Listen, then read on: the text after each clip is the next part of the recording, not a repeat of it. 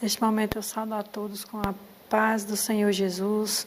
Meu nome é missionária Jailma Araújo. Estou aqui para testemunhar para você daquilo que Deus fez na minha vida, para você entender o poder de Deus na vida do ser humano quando a gente crê e confia que Ele faz e que Ele opera. A palavra de Deus em Amós, capítulo 3, versículo 7, vai dizer que Deus não faz nada sem antes avisar aos seus profetas. E Deus avisou para mim tudo o que ia acontecer comigo 3 dias antes de acontecer o que aconteceu. Mas meu testemunho em si não começa daí, pois a palavra de Deus também vai dizer que o Senhor, Ele nos chama desde o ventre da nossa mãe. E eu creio que o Senhor, Ele me chamou como chamou a você, que está aí ouvindo esse testemunho, a partir desse momento, desde o ventre da sua mãe.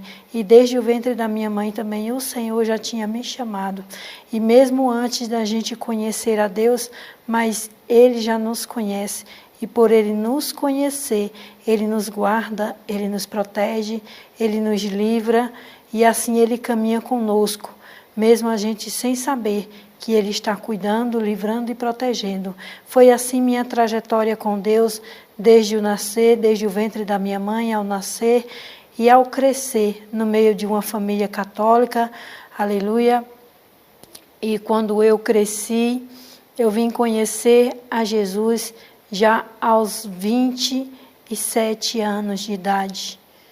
Mas até eu chegar a conhecer Jesus, grandes foram os livramentos, grande foi o cuidado de Deus na minha vida. Eu tive um filho na minha mocidade. Eu engravidei com meus 17 para 18 anos. E quando eu engravidei do meu primeiro filho, não foi uma fase boa. Minha família, lá do interior de Pernambuco, uma família humilde, pobre, sem recursos, e sabemos que a maioria do pernambucano, os homens em si, ignorantes, e ali meu pai era ignorante, ele bebia, e quando ele chegava eu cresci sofrendo ali algumas agressões físicas pelo pai, agressões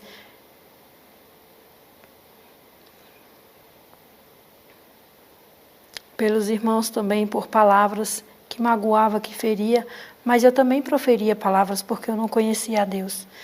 E ali, nesse crescimento dessa maneira, aos meus 13 anos de idade, eu fui cometida com 3 coágulos do lado direito da minha cabeça, ao qual esses coágulos do lado direito da cabeça, eu era acometida com convulsões, e essas convulsões eu passava de 2, 3 dias desmaiada em hospitais.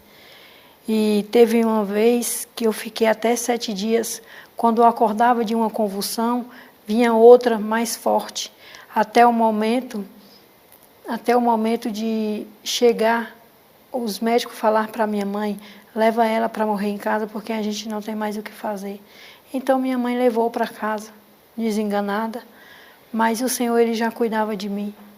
E aos 17 anos eu saí de casa porque eu não aguentava sofrer, e dentro de mim eu falava, eu não aguento mais sofrer, não aguento esse sofrimento, porque eu apanhava, eu era xingada de todas as formas e eu não tinha alguém para conversar comigo. Eu não tinha uma mãe com estrutura emocional, eu não tinha uma mãe que conhecesse a Deus, que tivesse sabedoria para conversar comigo e me instruir como seguir, como fazer, como caminhar, né? E ali, passando-se o tempo, quando eu saí de casa, passei um tempo, conheci um homem, qual eu passei a ter relações abusivas, e aquele homem ali, ele me obrigou a viver de uma maneira a qual eu não podia falar com ninguém, eu não podia olhar para ninguém, e quando eu saía na rua, ele pegava na minha mão e apertava para eu não levantar a cabeça, era de cabeça baixa, porque eu não podia olhar para ninguém. Ele me agredia para poder ter relações sexuais comigo, porque eu não queria, eu tinha raiva. Então ali era um estupro dia após dia. Nos dias de hoje é considerado estupro, mas eu não tinha a quem pedir socorro, a quem ali correr atrás de um socorro. E passei assim sofrendo 8 meses. E com 8 meses eu descobri então que estava grávida. E quando eu descobri essa gravidez, eu criei coragem e escrevi uma carta para o meu pai, mesmo sabendo que meu pai era ignorante, que meu pai, quando bebia e chegava bêbado em casa, ele falava que ia matar, que ia cortar os pedaços, que ia enterrar no fundo do quintal.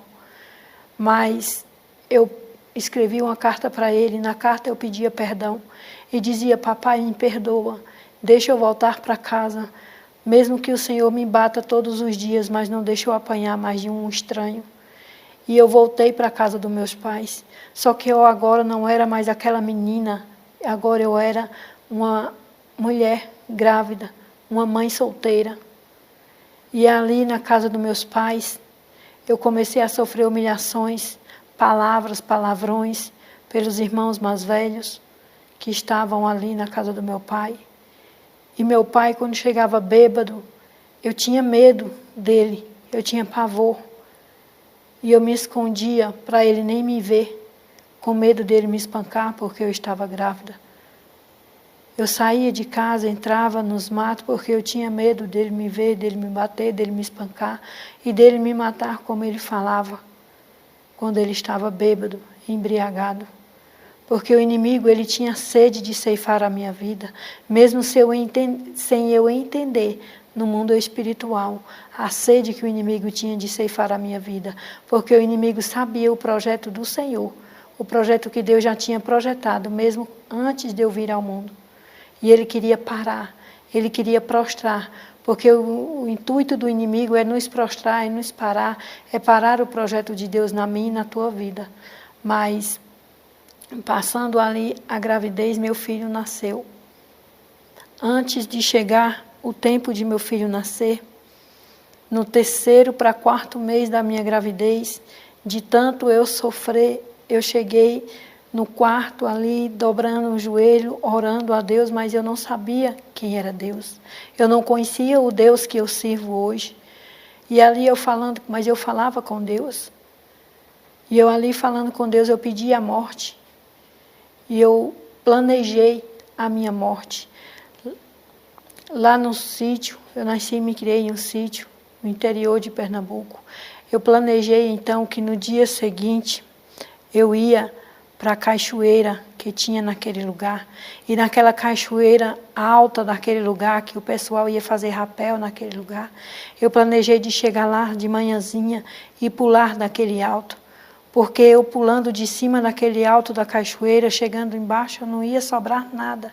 Então não ia ter ali nada de mim mais para dar trabalho, para sofrer. E ali naquele momento eu planejei esse momento para tirar a minha vida.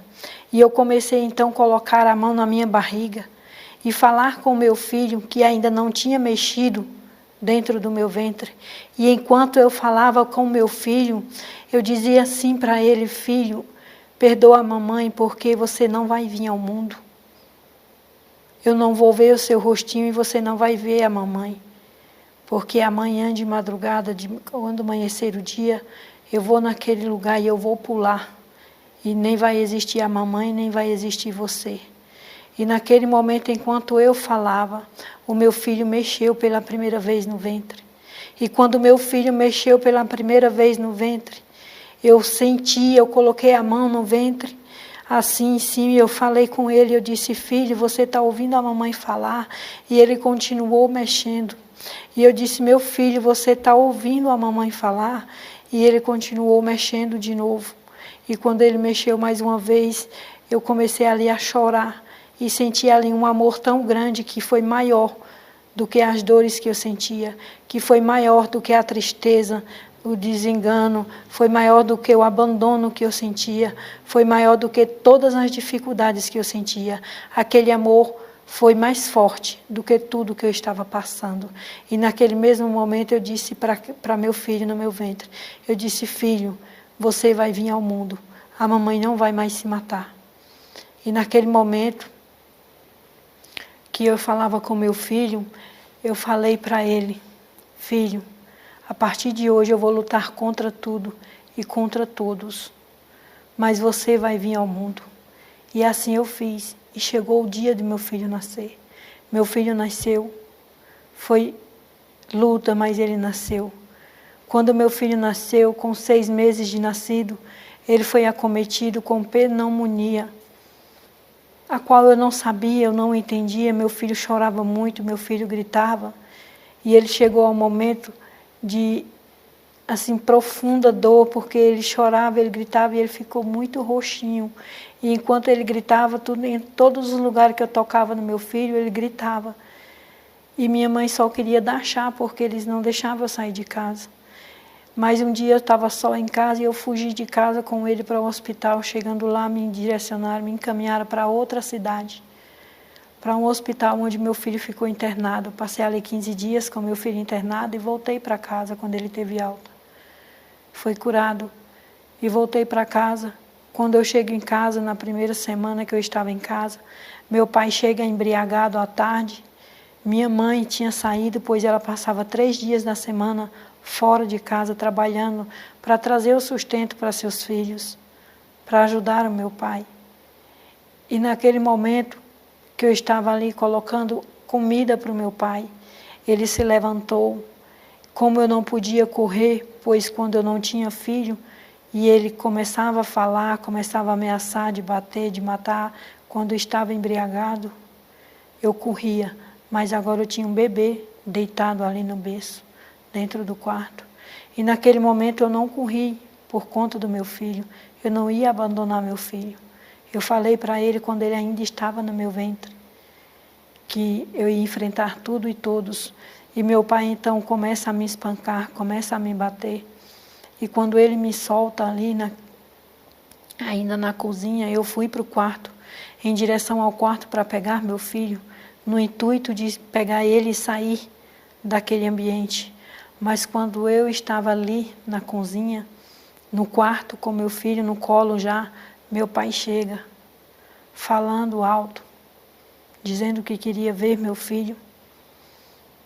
E quando ele chega perto, ele me espancou, ainda com o filho no colo, com meu bebê no colo. Aonde desse espancamento eu tive derrame nos 2 olhos. E o médico falou para mim que eu, por pouco, por um milagre, eu não perdi minhas 2 visões. Com 4 dias saía sangue dos meus olhos, porque o sangue ficou talhado e ele saía para fora, assim. E graças a isso eu não perdi a vida, porque o sangue não criou coágulos dentro da cabeça. Mas diante desse momento eu saí daquela casa. E quem me acolheu foi uma vizinha de um sítio vizinho naquele lugar. Que ela me viu na situação. E naquele lugar, ela morava ali em sua casinha muito simples, humilde, pequenininha, casinha de taipa, para quem não sabe, é uma casa feita com varas, tapada de barro. Mas morava ela, seu esposo e seus 6 filhos. E quando ela me viu naquela situação, ela me colocou dentro da sua casa e disse: se eu comer com meus filhos farinha seca, você também vai comer farinha seca. Se eu comer caldo de feijão, também você vai comer caldo de feijão. Mas para a casa do seu pai você não volta para passar por isso. E ali eu fiquei na casa dela, muito triste, muito angustiada. Fui para o médico, fiz tratamento. E eles cuidaram de meu filho, cuidaram de mim, me acolheram, nos acolheram. Com 3 meses que eu estava naquele lugar, o filho dela mais velho, da mesma idade que eu, se engraçou comigo, me pediu em namoro.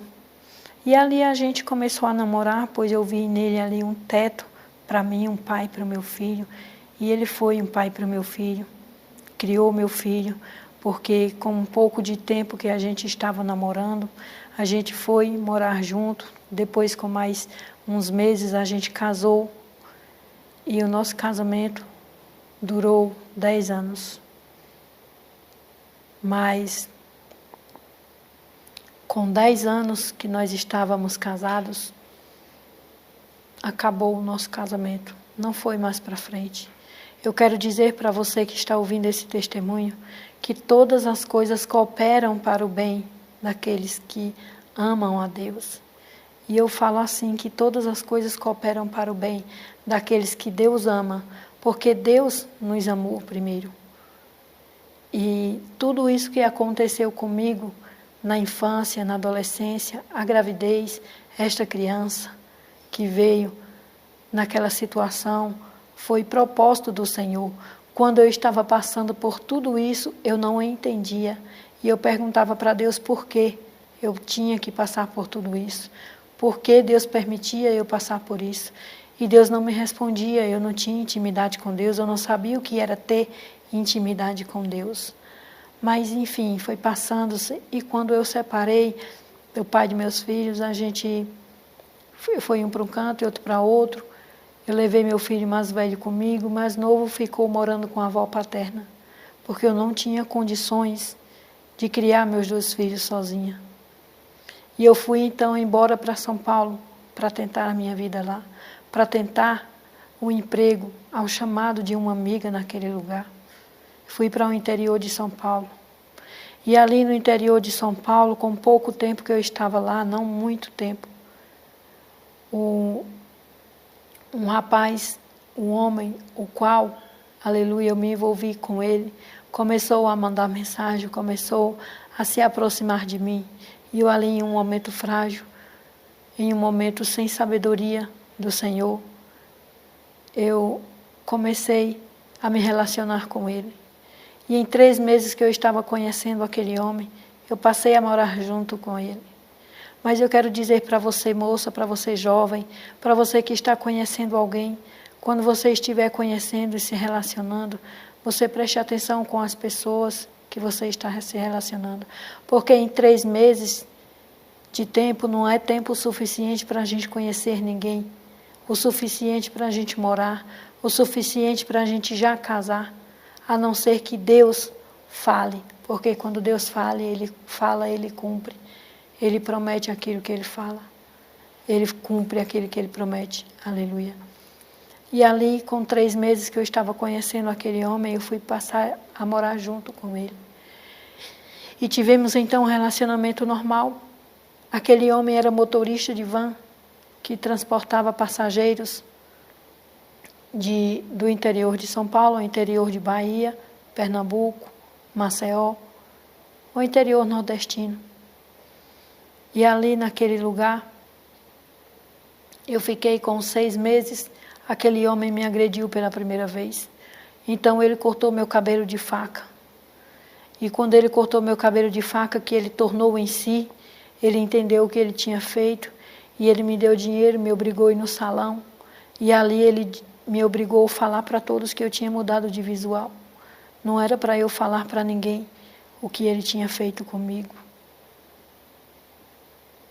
E a partir desse dia, começou as agressões físicas e agressões psicológicas, porque ele disse para mim que se eu falasse para alguém da minha família, para algum dos colegas dele, o que ele tinha feito comigo, ou o que ele ia fazer ali, ele mataria minha mãe e meus 2 filhos que estavam em Pernambuco.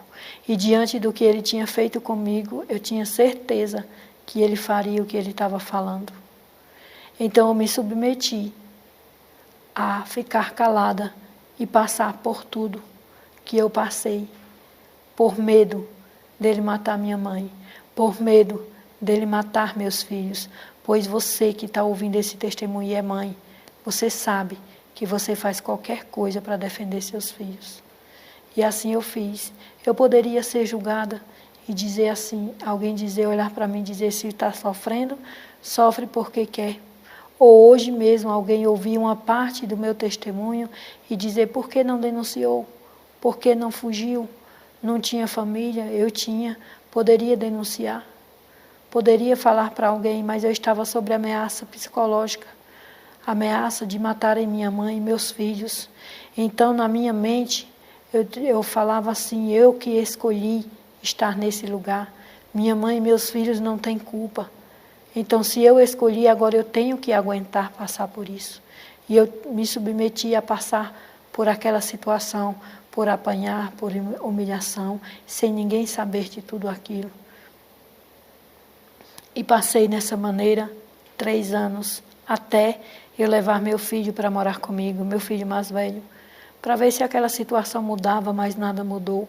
Então eu fugi de São Paulo para Santa Catarina, onde morava minha mãe, minha irmã e minhas 2 sobrinhas. E ali, em Santa Catarina, quando eu estava lá, cheguei lá, arrumei emprego, fui trabalhar. Com 2 semanas depois, entre 10 dias a 2 semanas, aquele homem chegou lá atrás de mim, ele sabia onde minha irmã morava. E ele então sabia que eu não tinha fugido para Pernambuco e foi lá para Santa Catarina, atrás de mim.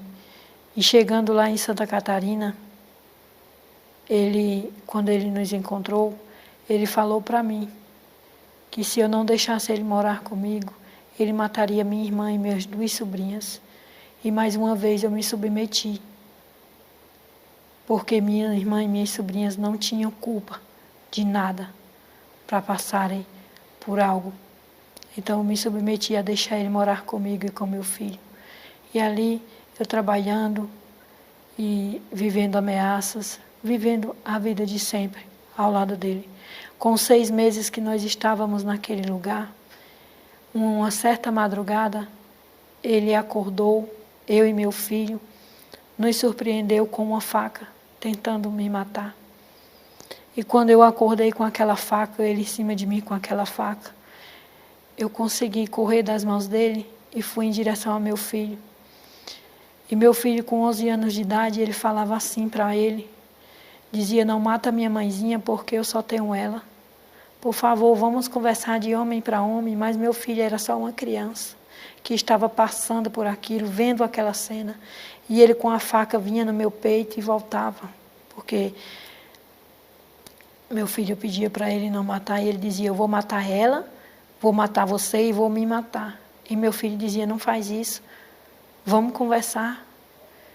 E ele parecia possessivo, mas eu não entendi o que era ser possessivo, porque eu não conhecia a Deus até aí. E naqueles momentos ali eu tentei gritar para ver se algum vizinho ouvia e invadia aquele lugar para tentar nos ajudar. Só que quando eu fui gritar, ele enfiou a mão dele assim na minha boca. E a mão dele veio por baixo da minha língua. E a minha boca rasgou a língua e o sangue desceu. Nesse momento, e meu filho pedindo para ele para conversar. E nesse momento eu não aguentei mais falar, porque ele estava com a mão na minha boca. E a partir daí, ele caiu no chão. Quando ele caiu no chão do nada, ele caiu todo se tremendo e espumando a boca. Eu não entendi aquela cena, só peguei meu filho, o documento e saí.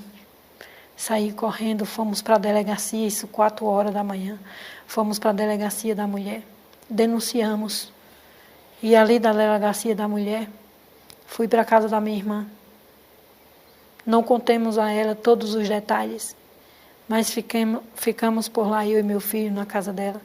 E a polícia passava rua acima, rua abaixo. E ele na esquina, a polícia passava e não conseguia achar ele. Eu não entendia e nem entendo até hoje o porquê que a polícia não conseguia ver ele. Não conseguia achar ele. E passados-se os dias, ele foi na casa da minha irmã me buscar. Chegando lá, estava meu filho e minhas sobrinhas brincando na calçada de bola. E nesse momento, ele manda me chamar dentro de casa. E minha irmã chega para mim e diz: olha, fulano está aí, te chamando. Eu disse: eu não vou sair. E ela foi lá fora falar com ele. E quando entrou, ela disse assim para mim: ele está muito diferente, está estranho, está com um olhar estranho. Quando ela disse assim, eu já sabia do que ele era capaz. E me deu medo na hora dele fazer alguma coisa com os meninos que estavam tudo no lado de fora. E eu saí para evitar alguma coisa. Quando eu saí, ele estava dentro do carro e mandou eu entrar. Quando eu entrei dentro do carro, ele me mostrou a arma que estava do lado dele e disse: entra. Quando ele disse entra, eu entrei. E eu disse assim para ele: deixa eu me despedir do meu filho. E ele disse não. Eu tinha contado algumas coisas para minha sobrinha por cima. E minha sobrinha olhou para mim pelo retrovisor do carro, com a lágrima descendo. E naquele momento, ele acelerou o carro para dar arrancadas ali comigo. E eu só olhei para minha sobrinha e disse: cuida do meu filho. E falei o nome do meu filho. E ele deu uma arrancada no carro e foi embora comigo. E eu saí dali tendo a certeza que eu ia morrer naquele dia. Mas naquele dia ele não me matou. Eu creio que o Senhor colocou sono, colocou a mão e mais uma vez me deu o livramento. E no outro dia ele estava descansado e não falou, agiu normal, como se não tivesse acontecido nada, como todas as vezes que ele tentava me matar. E passou-se mais uma semana, levei meu filho para casa, que eu deixei ele na casa da minha irmã. E ali eu comecei a planejar ir embora para Pernambuco. Pedi então dinheiro para ele ir embora, e ele disse: não dou, se quiser ir, se vire. Porque ele achava que eu não teria coragem de ir. Mas eu recebi um dinheiro do famoso Bolsa Família, que era R$100 e poucos.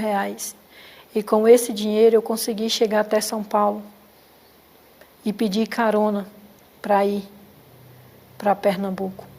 E fui de carona para Pernambuco com meu filho. Passamos 5 dias na estrada, mas chegamos em Pernambuco.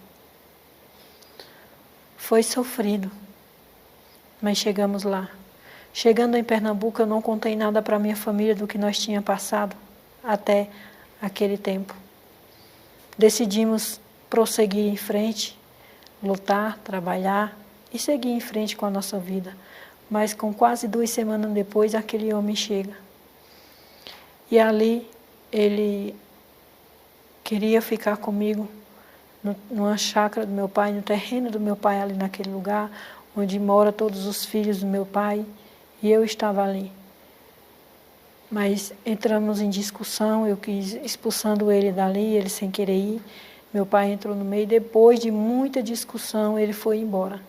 Mas no dia seguinte, ele começou a ameaçar minha mãe por telefone, ligando para o celular da minha mãe, dizendo que ia chegar lá me matar e matar todo mundo que tivesse lá da minha família.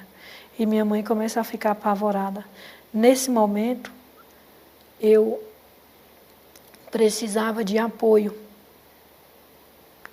familiar, de um irmão que chegasse para mim e dissesse: o que é que está acontecendo, o que aconteceu, por que é que está acontecendo isso, por que essas ameaças? Vamos para a delegacia, vamos fazer alguma coisa. Mas a palavra foi: enquanto tu estava longe, nós tinha paz, mas agora tu chegou aqui para tirar a nossa paz. Vai embora para onde tu veio, para o lugar de onde tu veio. E essas palavras só me magoavam mais, me feria meu coração, a minha alma. Eu e meu filho não tinha para onde ir, não tinha o que fazer, mas continuamos ali lutando e tentando enfrentar aquele problema. E eu comecei a trabalhar na feira, livre, nos domingos e durante a semana, trabalhando de babá na casa de uma pessoa, na casa de uma juíza, ali naquela cidade. E ali naquele lugar, com uma semana, 6 dias que ele estava ameaçando minha mãe, todo dia, atormentando a minha família por telefone.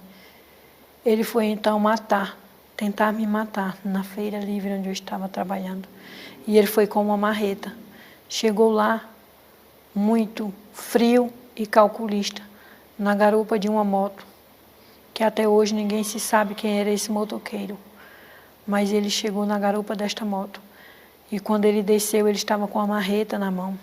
Mas o pessoal da feira me cercou naquele momento e não deixou que ele se aproximasse de mim. E naquele momento, ele com raiva, porque não podia se aproximar de mim, ele deu 2 passos para trás, atravessou a rua e marretou todo o meu carro. Se você for nas minhas redes sociais, você vai ver vídeos com fotos de um carro preto que parece tiro de 12, mas não é, foi a marreta que ele ia me matar aquele dia. E marretou todo o meu carro.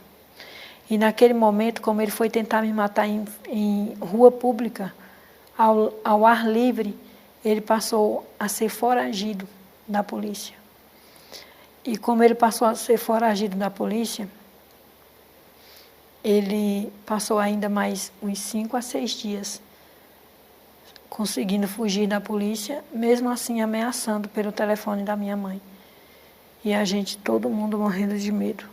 Mas com 5 ou 6 dias ele foi até lá para cumprir o que ele estava falando.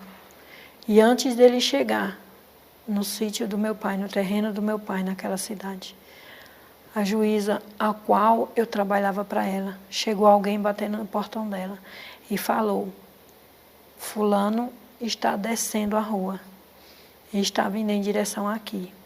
E ainda avisou que ele tinha deixado uma bolsa em um bar na esquina antes de descer. Como ele deixou essa bolsa lá, tinha alguém nesse lugar que sabia da história, conhecia a família e foi lá avisar. Então a juíza chamou a polícia, se preparou ali e me colocaram em um quarto para mim não ver nada que ia acontecer. E conseguiram prender ele quando ele chegou ali para cumprir o que ele estava falando que ia cumprir. Mas ele não chegou a atingir ninguém. Ele foi preso em flagrante. E quando ele foi preso, eu tive que ir na delegacia formar a denúncia, o boletim de ocorrência. E a partir daquele momento ele foi preso, detido, desceu para o presídio e ficou no presídio. E naquele dia, foi o dia que então eu não aguentava mais de tanto sofrer. E de eu não aguentar mais de tanto sofrer, foi o dia porque, como eu falei no começo, eu falava com Deus, mas não conhecia Deus. E eu falava com Deus, mas eu falava assim como eu estou falando com você, e eu não dobrava o joelho para ter aquela intimidade. Mas nesse dia, quando eu cheguei em casa, eu dobrei meu joelho e eu disse: Senhor, eu não aguento mais sofrer, me mata, me mata. E enquanto eu orava, falava com Deus dessa maneira, pedindo a morte mais uma vez. Ali eu lembrei de um povo que sempre ia para a igreja, eram as turmas que eu via, que sempre passava ali cantando. Quando eu encontrava com aquele povo, eles cantavam, eles riam. E eu nunca via aquelas turmas de evangélicos, estou falando dos evangélicos, daqueles que andavam em grupos, nunca vi eles chorando. E na minha mente, naquela hora, veio assim: Senhor, me faz ser um deles, porque eu nunca vi eles chorando, então eles não sofrem. E eu não quero sofrer. E naquele momento, eu levantei, eu tive forças e levantei.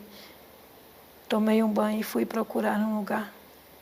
E eu aceitei a Jesus como o único suficiente Salvador da minha vida. E eu creio que eu já voltei para casa totalmente diferente naquele dia. Porque o Senhor, Ele já foi comigo para casa. Porque a partir do momento que você convida Jesus para andar com você, Ele passa a andar com você. Ele está comigo e contigo a todo momento. Mas a partir do momento que a gente convida Ele para entrar na nossa casa, na nossa vida, Ele entra. E Ele entra agindo. É diferente dele estar conosco, Ele caminhar conosco a nosso convite. E eu convidei Ele para ir comigo. Eu aceitei Ele como o único suficiente Salvador da minha vida. E eu passei a caminhar com Ele, Ele passou a caminhar comigo. E minha vida começou a mudar totalmente. Só que agora eu sofri afrontas, mas não eram afrontas de pessoas lá fora, eram de pessoas dentro de casa, porque o inimigo ele sempre vai usar de alguém para te afrontar, para te entristecer, para te colocar para baixo. E eu sofri sim afrontas de pessoas dentro de casa. Os irmãos falavam nos churrasquinhos de final de semana, toma um copinho de cerveja, e eu dizia não. E o outro olhava para mim, tu não sabe que agora é crentinha? Aleluia. Levei nome de crentinha. E o outro colocava copo de cerveja e dizia, sente aí só o cheirinho. E o outro, agora é a crentinha da Sayona. Mas você não sabe o valor que tem ser a crentinha da Sayona. Se eu fosse você, eu já ia correndo agora para os pés de Jesus. E a partir daquele dia, até hoje, eu estou nos caminhos do Senhor. Porque enquanto eles me humilhavam, me chamando de crentinha, eles também diziam assim, é de ver até quando ela vai aguentar. Mas eu aguentei. Até hoje, nos caminhos do Senhor e até a volta de Jesus, até o dia que Ele me chamar para estar ao lado dEle no céu. Passando-se o tempo, 4 meses, 3, 4 meses, ali, caminhando com Cristo, aprendendo do Senhor, aprendendo do céu. Aquele homem lá do presídio, não sei como, mas ele deu um jeito e ele começou a me ligar. Eu bloqueava e ele ligava de outro número. Então, um dia, eu resolvi atender para ouvir o que ele tinha para falar comigo. Porque a palavra do Senhor nos ensina a perdoar. E eu decidi que eu ia, pelo menos, ouvir o que ele tinha para falar comigo. E quando eu atendi a ligação dele, eu comecei a ouvir ele falar. Mas eu ouvia com raiva, com ódio de tudo que eu tinha passado pelas mãos dele. E ele falava e disse assim, agora eu sei que tu é crente, que tu anda diferente, que tu se veste diferente, que tu fala diferente, porque quando a gente começa a andar com Cristo, a gente passa a ser diferente. Aleluia.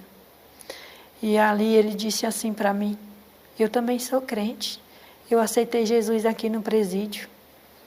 E quando ele falou isso para mim, meu coração amoleceu na hora, porque eu acreditei naquelas palavras.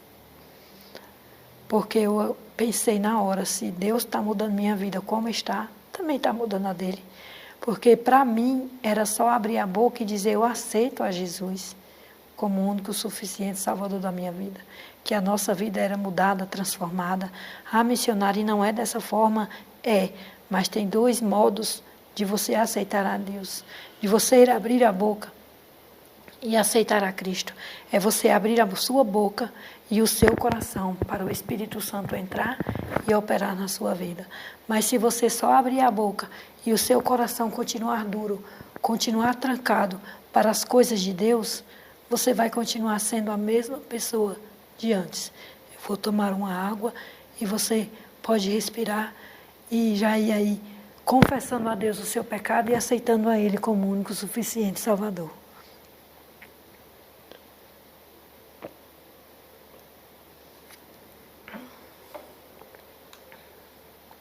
Glória a Deus.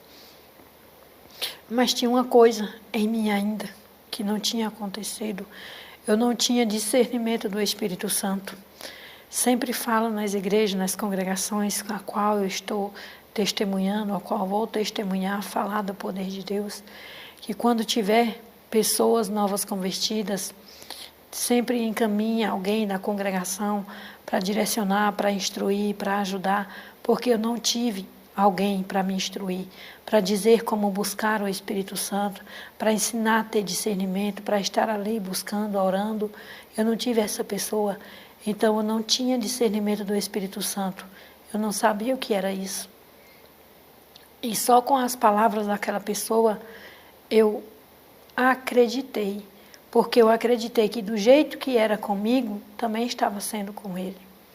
E então ali no presídio, quando ele contou que também estava, aleluia, seguindo a Cristo, que também tinha aceitado a Cristo, eu acreditei e ele me fez um convite, eu aceitei de volta. Eu aceitei ele de volta, acreditando que iria ter de verdade uma família, agora na presença do Senhor, com tudo restaurado, com tudo na mão de Deus, Deus fazendo e Deus operando. Mas era tudo enganação de Satanás, porque eu não tinha discernimento do Espírito Santo para discernir a mentira de Satanás que estava por trás de tudo, para me enganar e então tentar parar o projeto de Deus na minha vida. Não se engane com palavras bonitas, não se engane com aquilo que te encanta, que encanta os teus olhos, os teus ouvidos. Acredite tão somente naquilo que é dos céus. Então tenha discernimento do Espírito Santo. Se você não tem, busque, ore ao Senhor, que Ele te dá. E ali, quando ele saiu do presídio, me fez um convite para irmos para Minas Gerais, trabalhar, ganharmos dinheiro para seguirmos nossa vida. E eu aceitei aquele convite. E fomos para Minas Gerais, trabalhar, tentar nossas vidas. E ali em Minas Gerais, a gente foi com um propósito, eu falei, mas a primeira coisa é procurarmos uma igreja para congregar. E ele aceitou. Isso para mim era um teste, se ele estava mudado de verdade. E ele aceitou, como era um teste que eu estava fazendo, mas eu não fiz teste com Deus, eu fiz teste com o homem. Aleluia, nós temos que pedir a Deus, não ao homem. E ali, ele aceitou ir congregar. Chegamos em Minas Gerais, eu, meu filho mais velho e ele. Chegamos em Minas Gerais, procuramos uma casa para alugar e uma igreja para congregar. A igreja bem pertinho da casa, na esquina da casa. Fomos congregar naquela igreja. Passamos mais de ano ali congregando. E aquele homem glorificava a Deus mais do que qualquer pessoa que estava naquela igreja. Ninguém daquele lugar sabia de nada que tinha acontecido na minha vida, na nossa trajetória até ali.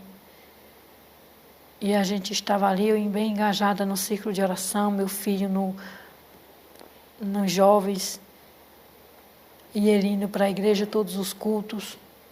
Mas quando passa o tempo, aleluia, ele começa a agir como antigamente, querendo me impressionar psicologicamente. Só que agora tinha uma diferença em mim. Eu tinha discernimento do Espírito Santo. Eu tinha ali um pouco de sabedoria de Deus. E como eu tinha discernimento do Espírito Santo, eu vi na hora a intenção do inimigo, aonde ele queria estar agindo e querendo fazer o mesmo de antes. E eu disse, não, Jesus, está errado. Me ajude, chegue cá, como diz nós pernambucanos. E ali eu comecei a orar nas madrugadas, se eu orava, comecei a orar mais. Comecei a pedir a Deus, e Deus começou a mostrar e começou a se revelar. E por vezes no culto, aquele homem parou de ir para a igreja, e por vezes no culto, Deus se revelou para mim, dizendo, filha minha, usando pregadores naquele lugar, estou eu te dando livramento, estou eu fechando a tua cova, grande vai ser o livramento nesta noite. Estou eu te livrando. E quando chegar na tua casa, vai lá no lugar do teu travesseiro, embaixo do colchão, que lá tem uma faca preparada para ceifar a tua vida e do teu filho enquanto vocês dormem. Isso aconteceu por 4 vezes. E quando eu chegava em casa, eu ia lá e tirava a faca. Na presença daquele homem, ele não dizia nada. E eu comecei a ter medo, eu não dormia mais, com medo de acordar sendo esfaqueada, ou ver meu filho sendo esfaqueado. Então eu preparei meu filho e encaminhei ele para Pernambuco, para ficar com minha mãe. E eu disse para meu filho, não conte nada para a mamãe do que está acontecendo aqui. Quando for depois, eu fujo das mãos desse homem e vou embora, ficar com você. E ele foi. Com 13 anos de idade, viajou sozinho, 3 dias de viagem. E eu mandei ele, porque eu fui obrigada a mandar. Então, um dia, consegui sair para a igreja. E da igreja eu fui falar com o meu pastor. E eu pedi ajuda para o meu pastor, contei toda a minha história para ele e disse: pastor, arruma uma fazenda para mim fugir, porque eu não aguento mais, eu não aguento passar por tudo que eu já passei. E ali o pastor olhando para mim disse: minha filha, eu não vou arrumar lugar nenhum para você fugir. E na hora eu olhando assim para o pastor, eu não falei, mas eu pensei: que pastor ruim. Mas ele continuou falando e eu entendi: que pastor sábio. Porque ele disse assim para mim: filha, o problema não é você, o problema é ele. O problema a gente tem que enfrentar. E eu disse: mas pastor, não tem condições. Ele disse: para onde você for, ele vai atrás. Porque você já fugiu para tal lugar e ele foi atrás. Então, para onde você fugir, ele vai te encontrar. E vai fazer o que ele já tentou fazer várias vezes. A gente vai orar. Você crê no Deus que você serve? Eu disse: eu creio, até o tutano dos ossos. E ele disse: você crê que Deus pode te livrar das mãos desse homem? Eu disse: eu creio. Ele disse: pois a gente vai orar, vou convocar a igreja para a gente fazer campanha de oração e vai orar em teu favor e Deus vai te livrar das mãos desse homem. Eu disse: amém. E ali fizeram orações, fizeram campanhas de orações, o pastor começou a orar em meu favor. E no dia seguinte que eu tirei meu filho daquela cidade, que meu filho foi enviado para Pernambuco, aquele homem me tirou daquela cidade para uma cidade vizinha ali em Minas Gerais, no intuito de me tirar da igreja, de me afastar da igreja, de me afastar das irmãs do ciclo de oração, as quais eu conversava, as quais eu tinha intimidade. E ele me afastou da igreja, porque lá na outra cidade ele não deixou eu congregar. Naquela outra cidade, em seguida, o filho dele de 18 anos veio morar com a gente. E lá, naquela outra cidade, o único serviço que tinha era cortar cana. Desde a cidade de antes, já era cortar cana. Como que eu aprendi a cortar cana? Porque eu não sabia. Eu cortava cana. Ali, cortando cana, os primeiros dias, foi ele que me levou para cortar cana. E quando eu bati aquele facão na cana, no primeiro dia levantou um calo de sangue na minha mão. Aquele calo de sangue estourou, ardia, doía, o sangue pingava. E eu comecei a chorar, eu disse que eu não precisava daquilo. E ele disse que se eu não trabalhasse, ia morrer de fome, eu e meu filho. Teve vários dias que meu filho se alimentou para poder ir para a escola na casa de uma irmã, que eu pedi para ela alimentar meu filho. E eu fui aprender a cortar cana, era chorando. Eu batia com aquele facão na cana, o facão estremecia, o sangue pingava na mão. E eu dizia: é por você, meu filho. E nessa "é por você, meu filho", eu aprendi a cortar cana. Mas é com essa luta eu aprendi que nem todas as lutas vêm para nos matar, e sim para nos fortalecer para as lutas maiores que vêm na nossa vida. E passando ali o tempo naquela cidade, cortando cana, orando ao Senhor, eu falei com o meu pastor uma vez, ele disse assim para mim: filha, quando fica na posição aí nesse lugar, porque quando Deus permitir, tu vem embora. Quando Deus falar, Ele vai falar e você vem embora. Eu disse amém, fiquei na posição, era orando, jejuando, cortando cana, orando e jejuando. E ali um dia, 1h da tarde, o sol tremia, eu cortando cana, e eu ouvi aquela voz que vem dos céus, que você sabe que é o Senhor que está falando. O Espírito Santo bradou: é hoje. E quando eu ouvi o Espírito Santo bradar: é hoje, eu levantei o facão para cima e gritei: é hoje, oh glória! E me chamaram ali de doida. Ninguém sabia, ninguém entendia. Mas eu sabia o que eu estava passando, o que eu passava, o que eu já tinha passado e o que eu estava esperando do Senhor. E quando eu cheguei em casa, eu banhei, separei minhas roupas, meu documento e chamei aquele homem. E disse: olha, não dá mais. E ele: para quê? Eu: para viver contigo. Vou trabalhar, cuidar dos meus filhos. Você vai cuidar dos seus filhos? Ainda falei assim: quem sabe futuramente o Senhor permite que nós nos encontremos. mas vamos cuidar dos nossos filhos. Você cuida dos seus, eu cuido dos meus. E falei com o filho dele, você está vendo como tudo está acontecendo? Estou indo embora em paz, não quero briga, não quero discussão. E ele disse, está certo. E aquele homem olhou para mim, apontou para a porta e disse assim, está vendo aquela porta? E eu estou.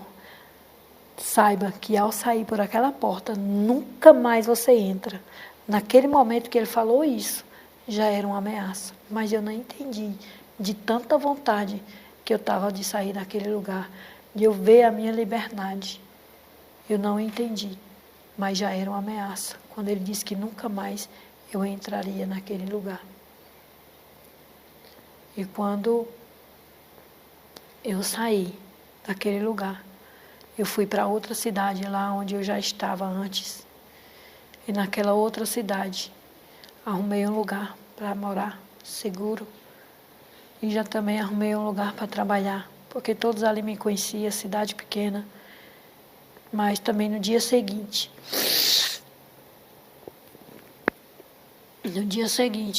aquele homem já estava rua acima, rua abaixo, me procurando 6 horas da manhã.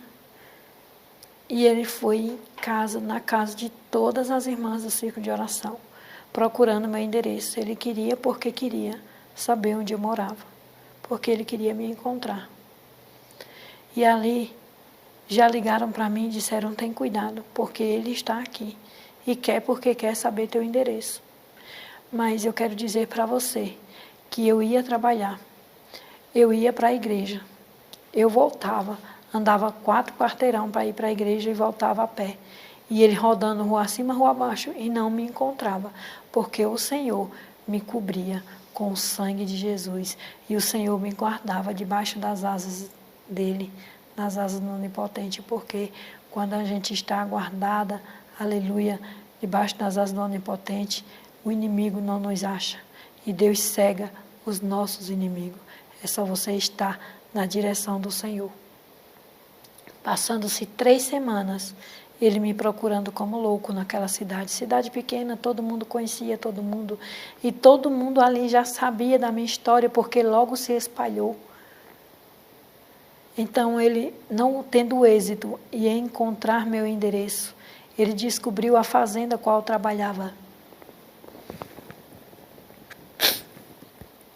E foi até o fazendeiro e pediu trabalho. E o fazendeiro não sabia da história, deu trabalho para ele. Só que ele não queria trabalhar. Ele arquitetou tudo na mente dele. E ali, 3 dias antes de tudo acontecer, após 3 semanas ele tentando meu endereço, Deus falou comigo em um culto, usando o pastor daquele lugar. E disse assim para mim, me chamou na frente, colocou a mão na minha cabeça e disse assim para mim, filha minha, estou eu fechando a tua cova, estou eu te livrando. Grande vai ser o que eu vou fazer na tua vida. Muitos vão ver e não vão crer, mas muitos vão ver e vão passar a glorificar o meu nome através do que eu vou fazer na tua vida. Vou eu te levar aqui, ali e além. Vou eu confundir a medicina. E Deus continuou falando. Mas naquele grande momento, não temas, porque sou eu contigo e vou eu te sustentar com a minha destra e tudo o que vou fazer, aleluia, é para a glória do meu nome. E eu disse amém. Deus usou o sábado, no domingo usou outra pessoa com as mesmas palavras e na segunda usou outra pessoa com as mesmas palavras para falar comigo.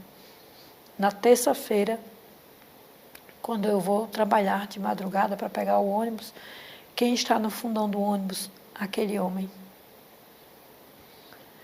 E ali minhas pernas tremeram e eu fui o caminho todo orando em espírito. Eu sei, Senhor, que vai ser hoje. Não sei como é, mas eu sei que é hoje, mas eu confio na tua promessa. Tu disseste que era livramento na minha vida, que nada que ia acontecer era para a morte. Que eu tão somente confiasse e eu confio. E ali fui. Chegamos no canavial, na fazenda. Todos desceram do ônibus, inclusive ele. E ele se afastou da turma. Quando ele se afastou da turma, eu falei para os colegas de trabalho, ele veio aqui só me matar. E teve uns que disseram assim, não, ele não vai fazer isso, ele não tem coragem. Eu disse, ele vai, ele veio só me matar. No canavial, para você que está assistindo, que já viu ou que já foi lá trabalhar nesse serviço e que sabe como é, você sabe que a gente fica até de 80 a 100 metros de distância. Se nessa distância alguém gritar, ninguém vai ouvir. E na hora me veio no coração. E eu falei para os colegas, não me deixem mais do que 20 minutos sozinha no meio do canavial, porque se vocês me deixarem sozinha, vão me achar morta. E eu repeti, por 3 vezes, não me deixem sozinha. E o turmeiro falou para mim, tu tá muito nervosa, te acalma, que eu prometo que de 20 em 20 minutos eu vou lá onde tu tá. Eu disse, se você não for, vai me achar morta. Então todos nos preparamos para cortar a cana, a gente sabe que ficamos só com o olho de fora. E ali, naquele lugar, quando eu estava cortando cana, com 20 minutos exatamente, cortando cana toda suada já, e orando em Espírito, Senhor, eu sei que é hoje, não sei como vai ser, não sei se ele está armado com arma, não sei se vai ser com o facão de cortar cana, mas seja como que for, eu sei que tu vai ser livramento na minha vida. E eu orando, enquanto eu orava a Deus ali, falando com Deus e cortando cana, ele chegou por trás e eu ouvi aquela voz quando disse assim para mim, amor.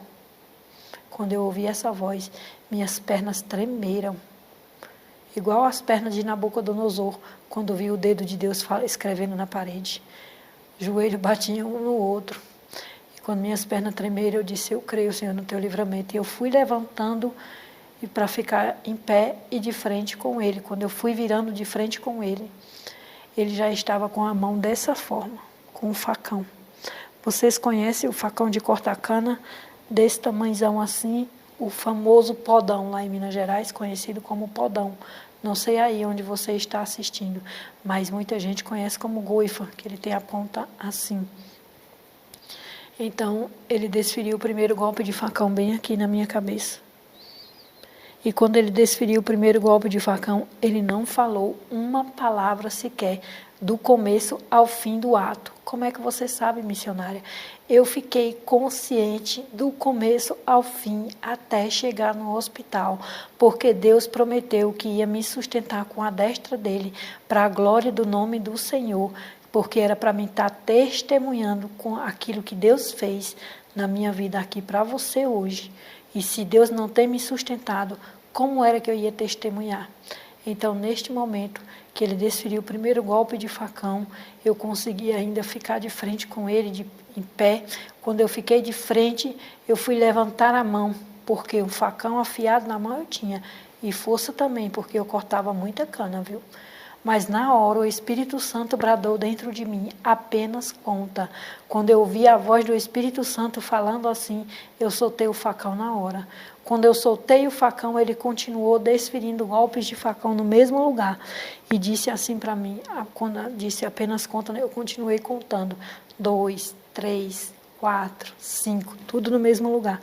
6, 7, 8, 9. Quando chegou no 9º golpe de facão, não sei se você que está assistindo aí, você já abriu um coco seco cheio de água. Quando você abre um coco cheio de água, seco, cheio de água, ele faz um barulho e a água derrama. Foi a mesma coisa da minha cabeça, fez traque. Abriu a cabeça aqui, a banda da cabeça, caiu aqui no ombro e o líquido que protege o cérebro derrama aqui com sangue. Derramou tudo aqui, ó, muito sangue. Baixei a cabeça assim, o pedaço da cabeça aqui, e eu vi muito sangue. Aí eu senti tontura e caí. Caí de bruço, de frente com ele. Nesse momento, o Espírito Santo bradou, continua contando. E ele continuou desferindo golpes no pescoço, na nuca, no ombro direito, e no meio da costa foi um golpe. E eu continuei contando. 13, 15, 17, 18... 19, 23, 25, 27, 28, 29. 29 golpes. Nesse momento, o único movimento que eu fazia era isso. Porque era a pulsação do resto de sangue que estava saindo do pescoço. Neste momento, dos 29 golpes, tinha triturado o crânio desse lado, tinha triturado as vértebras que ligam o pescoço à coluna desse lado. Eu já não tinha mais pescoço desse lado, foi totalmente quebrado. Quebrado, está viva? É mentira? É não. Eu tenho os exames que comprovam, tenho os tomografia, não trouxe porque se mostrar a imagem é cortado o vídeo, o YouTube banner, né? Então, mas quem quiser ver nas minhas redes sociais tem os exames e eu mostro pessoalmente a quem quiser. E pode botar a mão também na minha cabeça que já é um testemunho vivo. Nesse momento eu estava com o pescoço quebrado. Temos 7 vértebras que ligam o pescoço à coluna. As 4 desse lado foram decepadas. Só tenho 3 desse lado. Quem lesiona uma vértebra dessas que eu falei fica tetraplégico para sempre. E eu não tenho 4. Como é que anda? Como é que fala? Como é que mexe? É as mãos do Senhor, porque Ele falou que ia me sustentar. E o que Ele ia fazer era para a glória do nome dEle. Então é para que o nome dEle seja glorificado. Aqui não foi cirurgia de homem, aqui foi cirurgia de Deus. E enquanto Ele terminou de dar os 29 golpes de facão, Ele começou então a me chutar. Chutou todo o meu corpo. Chutou minha cabeça, onde quebrou meu maxilar dos 2 lados. Eu tenho um afundamento na face, na minha tomografia, dá para ver o parafuso aqui, afundamento na face dos 2 lados. E enquanto ele chutava, a minha cabeça estava aberta, a massa encefálica expelia para fora e eu perdi 65% de massa encefálica desse lado. Só tenho 35% de massa encefálica do lado direito. Como é que pensa, como é que raciocina? Há 1 ano e meio atrás, eu fiz bacharel em teologia. Para quem só tem 35% de massa encefálica, é bênção do Senhor, porque muita gente não consegue estudar, raciocinar, pensar, mas, como eu falei, aqui é cirurgia de Deus, não é cirurgia do homem. Então, Deus faz do jeito que Ele quer para glorificar o nome dEle. E, a partir desse momento que Ele me chutou toda, eu senti, porque eu não me mexia, eu senti o peso dele em cima de mim. Ele se agachou para ouvir se eu respirava. E quando ele se agachou para ouvir se eu respirava, o Espírito Santo bradou no meu coração: para de respirar por 10 segundos. E quando eu parei de respirar, eu contei, prendi a respiração e contei até 10. Quando eu contei até 10, eu senti aquele peso levantar de cima de mim, sair de cima de mim. Porque nesse momento, ele teve a certeza que eu estava viva, morta, porque ele não sentiu minha respiração. E quero dizer para você que o inimigo, ele tenta confundir, mas ele é confundido. Nesse momento, o inimigo foi confundido, porque ele teve a certeza que eu estava morta, mas eu estava viva e consciente. E quando eu senti aquele peso levantar de cima de mim, logo em seguida eu senti algo quente nas minhas costas. Quando eu senti esse algo quente nas minhas costas, eu não sabia o que era. Mas quando eu tive alta, depois eu vou falar quando eu tive alta, quase um bom tempo depois que os colegas de trabalho tiveram coragem de me visitar, pois eles não tiveram coragem de me visitar logo em seguida que eu tive alta, por conta que eles me viram lá no chão, cabeça toda cortada, pescoço arrancado de um lado, cérebro para um lado, crânio para o outro. Então eles ficaram receosos de ir me visitar. E quando eles tiveram coragem de me visitar, eles pegavam em mim, choravam, e eu disse para eles, eu estava consciente o tempo todo.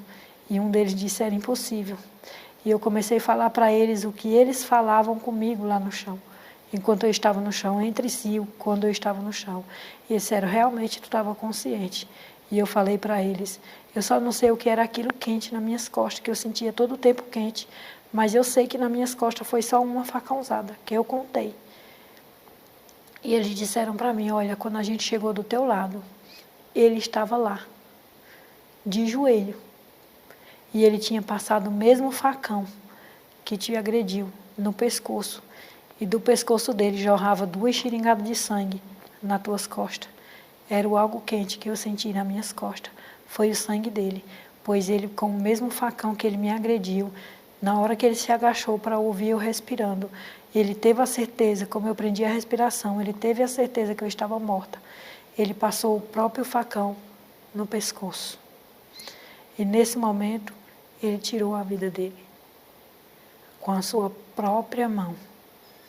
E a partir daí, daqui a pouco, eu ouço um grito. Creio eu que foi do primeiro que chegou, como eu tinha pedido que alguém fosse de 20 em 20 minutos lá. Quando eu ouvi aquele grito, eu creio que foi quem chegou e viu a cena, gritou. Daqui a pouco eu começo a ouvir mais vozes, que eram os outros chegando. E eles começaram a gritar, a chorar, e um dizia, matou, coitada, bem que ela avisou. Nós podíamos ter tirado ela daqui, mas nós não demos ouvido, não acreditamos que ele ia fazer isso. E outro gritava, ela está morta, olha o cérebro dela no chão. E o outro dizia, olha o tutano de juízo dela no chão, porque eles viram lá a minha massa encefálica no chão, os pedaços de osso que foi triturado do crânio no chão, das vértebras que foi triturado aqui assim, ficou tudo lá no meio do canavial. Então ali ele chorando, Deus me deu força, e eu falei naquele momento. Eu não sei como, porque minha garganta foi perfurada com os cortes do pescoço. E eu disse, eu não estou morta, eu estou viva. Pega meu celular que está na bolsa, não tem senha, e avisa a mamãe, e chama o SAMU que vai dar tempo. Eu falei, avisa a mamãe, porque na minha agenda estava mamãe. E assim fizeram, avisaram a minha mãe, chamaram o SAMU, mais ou menos 2 horas depois o SAMU chegou naquele lugar. E a mulher, a paramédica, gritava muito, dizendo que nunca tinha visto aquilo. Não conseguiram colocar cervical porque meu pescoço estava apartado desse lado. Quando mexia, eu só sentia a carne do pescoço fazer assim, ó, aquele movimento. E os meninos me disseram, quando foram me visitar, que quando eu fazia força para respirar, borbulhava por aqui. Eu não respirava por a boca nem nariz, era por o pescoço.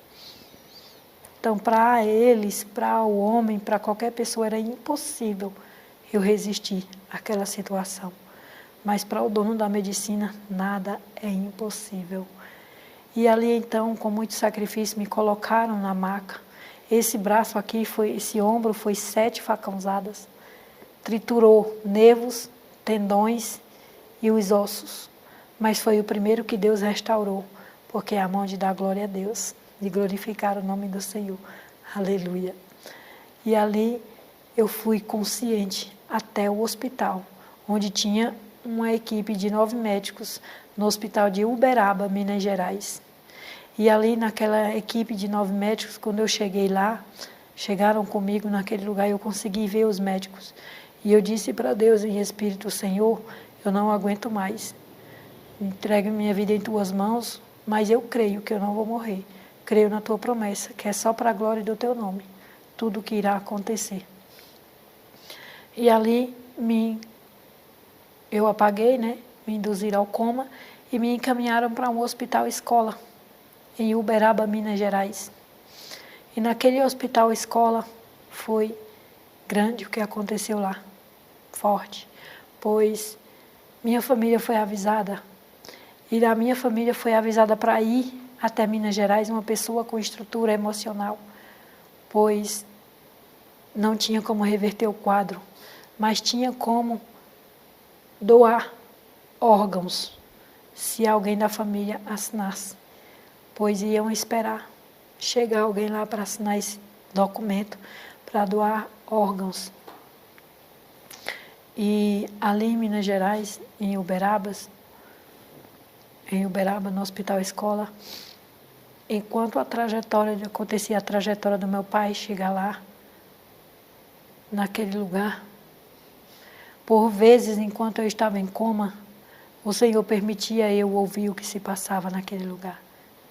E eu ouvi, quando chegou um médico e disse assim, a gente vai desocupar alguns leitos para dar prioridade a quem tem chance de sobreviver. E eu fui selecionada, eu não tinha chance de sobreviver. E aplicaram então 100 ml da injeção da misericórdia, que é chamada eutanásia. Na minha veia, eu clamei ao Senhor e disse, Senhor, Tu disseste que era livramento, me livrasse no canavial e vai deixar eu morrer com essa injeçãozinha. Eu não creio, eu não vou morrer, eu vou viver. E ali daqui a pouco aquele médico chega na sala e diz para a enfermeira, e aí ela apagou, a moça apagou e a enfermeira disse, não, doutor, ela ainda respira. E eu quero dizer para você, perguntar para você o que é que te impede de você sair da sua casa para ir para a congregação. É a chuva? É a dor nas pernas? É o cansaço do dia a dia?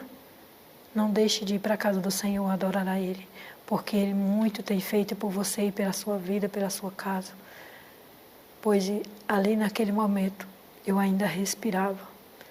E o Senhor naquele momento me deu livramento mais uma vez. Mas o médico disse assim, aplica mais uma, que daqui a mais 100 ml, que daqui a pouco eu volto. Eu quero ver que ela não tenha apagado. E aplicaram mais 100 ml de eutanásia na minha veia. Mas naquele momento que aplicaram, daqui a pouco, quando o médico entra, enquanto o médico pergunta para aquela moça, e aí, ela apagou ou não apagou? Antes daquela enfermeira responder, o Senhor bradou em meu coração, o Espírito Santo bradou e disse, abre o olho com força. E eu abri meu olho com força. E naquele momento a enfermeira respondeu, não, doutor, ela agora está com o olho arregalado. E enquanto ela respondeu assim, o médico disse, isso não morre não? E quando ele disse isso, eu sei que nesse momento Satanás bateu em retirada. Mas eu costumo dizer que Satanás tinha uma carta na manga. Carta na manga? O que é isso?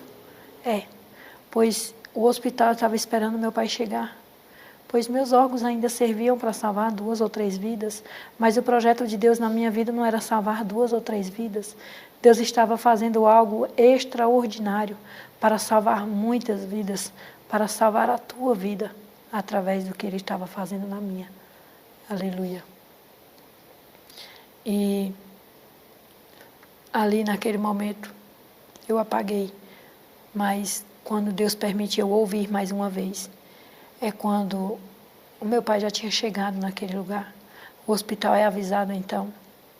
E eles preparavam tudo, os trâmites, como é preparado para se fazer. Mas o Senhor entra em ação, permite a morte para me dar a vida. A morte, já estava decretada morte cerebral? Sim, estava decretada morte cerebral. Não tinha como reverter o quadro segundo a medicina. Mas Deus permite com que meus órgãos paralisem. Tenho morte total. Os órgãos paralisados, não tinha mais como doar órgão nenhum. Então, com os órgãos paralisados, não tinha como doar órgãos. E o médico diz para aquela enfermeira, diz assim, pode preparar, desligar as máquinas, que ainda sustentavam o coração, que os órgãos, ela acaba de ter morte total, os órgãos paralisou. E ali eu comecei a bradar a Deus e dizer assim, porque eu estava ouvindo. E eu bradei para Deus, Senhor, eu não morri não, eu estou viva porque eu estou ouvindo eles falar. Agora faz com que eles vejam que eu estou viva. Dá um sinal, faz alguma coisa. Sabemos que quem tem morte de trauma, de traumatismo, de acidente, que tem traumatismo craniano, tem um único órgão que fica horas ainda vivo, é o nosso coração. Todos os órgãos morrem, mas o coração ainda fica. Por isso é permitido, em alguns casos, transplante pós-morte. E nesse momento que eu pedi para Deus dar um sinal, para que os médicos vissem que eu estava viva, Deus permite eu ouvir o batimento bem baixinho do meu coração, que fazia assim, ó, tum, tum, tum, tum. E enquanto eu ouvia, Deus permitiu eu bater esse dedo indicador, não mexia nada, eu estava em coma. Eu batia o dedo indicador, tum, tum, tum, tum, acompanhando os movimentos do meu coração, o batimento. E ali, enquanto meu dedo batia, tum, tum, tum, tum, que a enfermeira desligar as máquinas, ela viu. E quando ela viu aquilo, ela viu que não era um espasmo de defunto, porque batia acompanhando um batimento, não era uma coisa que fez e parou. E ela gritou, doutor, a mulher está viva. E quando ela gritou, doutor, a mulher está viva, o médico respondeu do outro lado, não, é impossível, morreu faz tempo. E ela disse, doutor, ela está mexendo diferente. Quero dizer para você que as coisas de Deus é diferente. E ali naquele momento o médico se aproximou, porque eu ouvi a voz dele bem próximo a mim. E ele viu e não creu. E eu continuei acompanhando o batimento do coração. Tum, tum, tum, tum, tum, tum. E naquele momento o médico começou então a chamar pelo nome. E agora eu quero te lembrar de quando Lázaro estava morto, sepultado, já morto há 4 dias, que Jesus chega e manda tirar a pedra do túmulo. Aleluia. Sua irmã diz, mas já cheira mal, já está com 4 dias. Aos olhos do homem era impossível. Os judeus, eles costumavam, aleluia, esperar durante 3 dias que a pessoa poderia, o espírito voltar para o corpo, poderia ressuscitar. Essa era a tradição judaica. Mas já estava com 4 dias, então era impossível para os homens. Jesus já tinha ressuscitado a filha de Jairo, já tinha ressuscitado o filho da viúva de Naim, mas eram milagres grandes, extraordinários. Só que o milagre da ressurreição de Lázaro foi um milagre extraordinário, foi um milagre impossível dos impossíveis, porque era impossível aos olhos do homem. E Jesus queria mostrar ali o impossível para o homem, aqueles que estavam ali. Porque se Jesus chega com 3 dias, o homem ia dizer, não, foi o Espírito que voltou, porque eles já esperavam isso acontecer. Mas Jesus, ele chega na hora certa. Ele chega quando o homem não pode fazer, aonde o homem não pode ir, aonde a medicina não vai, aonde a medicina não alcança, aonde a ressonância não alcança, é aonde Jesus alcança. E Jesus só chega na hora certa. E Lázaro estava com 4 dias, glória a Deus. E ele chegou e chamou Lázaro pelo nome. Ele disse assim, Lázaro, vem para fora. E Lázaro, que já estava há 4 dias morto, sabemos a história, ele veio caminhando, glória a Deus, para fora do túmulo. Então, eu quero te dizer que naquele momento que eu batia o dedo, acompanhando o movimento, o batimento do meu coração, tum, tum, tum, tum, tum, tum, o médico então começou a me chamar pelo nome. E ele dizia assim, Jailma, você está me ouvindo? Jailma, você está me ouvindo? Só que eu não podia responder. Eu estava entubada. Eu não me mexia. E ele continuou e disse assim, Jailma, se você estiver me ouvindo, bata seu dedo só 4 vezes. E eu bati meu dedo 4 vezes e parei. Mas ele continuou, ele não acreditou no que estava vendo. E ele continuou, Jailma, bata seu dedo só 3 vezes. Eu bati meu dedo 3 vezes. E aquele médico ainda ficou em dúvida do que estava vendo. Tem gente que tem um coração muito duro, mesmo vendo o agir de Deus na sua frente, ainda não acredita que é Deus que está fazendo.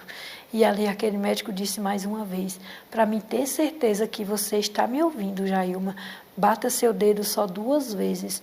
E eu bati meu dedo 2 vezes. Quando eu bati meu dedo 2 vezes, o médico disse assim, não desliga os aparelhos, que ela está viva, ouvindo e reagindo.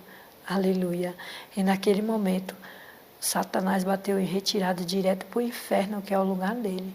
Eu tive uma parada cardiorrespiratória. E nessa parada cardiorrespiratória, eu tomei 3 choques de ressuscitação. E nesses 3 choques de ressuscitação, eu vi o primeiro e o segundo. O terceiro eu já não vi, mas nos meus laudos de alta está lá, que foi 3 choques de ressuscitação. E aí, aconteceu algo tremendo, extraordinário, e logo em seguida eu acordei do coma. E eu acordei do coma falando, pois o Senhor disse para mim que ia confundir a medicina, e a medicina naquele lugar foi confundida, indo e voltando. Aleluia. E quando eu acordei do coma, os médicos, a equipe de médico, souberam que eu acordei do coma falando e foram me visitar por volta das 4:30 da manhã, no quarto onde eu estava. Eles foram me visitar e um médico falou para mim assim, a gente soube que tu acordou do coma falando, é verdade? E eu respondi para ele, doutor, não era para mim falar não? Porque eu acordei falando, aleluia. E ali um cutucou o outro e disse assim, ela está falando coisa com coisa, porque ela perdeu muita massa encefálica, não tem condições dela estar consciente. E eu falei para o médico, eu disse, doutor, meu nome é tal, eu estou no hospital tal, eu sou do estado tal, moro no estado tal, nós estamos aqui. Aí eu falei o nome do hospital, falei o nome da cidade, falei o meu nome, meu CPF, o número do meu celular, e ele colocava a mão na boca e fazia assim, é impossível, mas está acontecendo. E ali, naquele momento, o nome do Senhor teve que ser glorificado e o homem teve que entender que ele não podia fazer nada, que não era ele que estava operando, mas sim o Senhor estava operando naquele lugar. A minha cabeça, os médicos disseram, olha, Jailma, para tu ter noção de como tu chegou nas nossas mãos, só tua cabeça e pescoço foram 300 pontos. Então imagina uma cabeça com 300 pontos, como não ficou. Meu pai hoje, toda vez que me vê, ele chora, porque ele disse que eu estava irreconhecível. Para ele me reconhecer e confirmar que era eu, foi pelo documento, porque eu estava irreconhecível. Esses cabelos que vocês estão vendo, é meu cabelo, não é peruca. Porque Deus me deu, meu cabelo também é milagre. Porque o couro cabeludo daqui foi arrancado. E 300 pontos na cabeça, onde você fizer uma cirurgia na cabeça, vai ficar lá a lista dos pontos. Não nasce cabelo. Mas na minha cabeça não tem marca de um ponto de cirurgia, porque foi Deus que operou. E quando ele faz com excelência. Ele não deixa cicatriz se ele não quiser deixar. Mas não tem cicatriz? Tem. De ponto, não. Mas tem para testemunhar do poder e da grandeza dele. Tem um buraco na minha cabeça. Se você perceber, minha mão entra aqui dentro. Não tem massa encefálica, não tem crânio. Não foi feito cranioplastia? Não. Porque quem fez a cirurgia aqui foi o Senhor. E aonde o Senhor colocou a mão, homem nenhum colocará a mão. Porque a partir do momento que o homem colocar a mão, eu passarei a parar de existir. E aqui é só a cirurgia do Senhor. E eu quero dizer para você que Lázaro saiu da tumba com 4 dias. E eu saí do vale da sombra da morte com 5 dias. Aleluia, porque Deus me chamou pelo nome.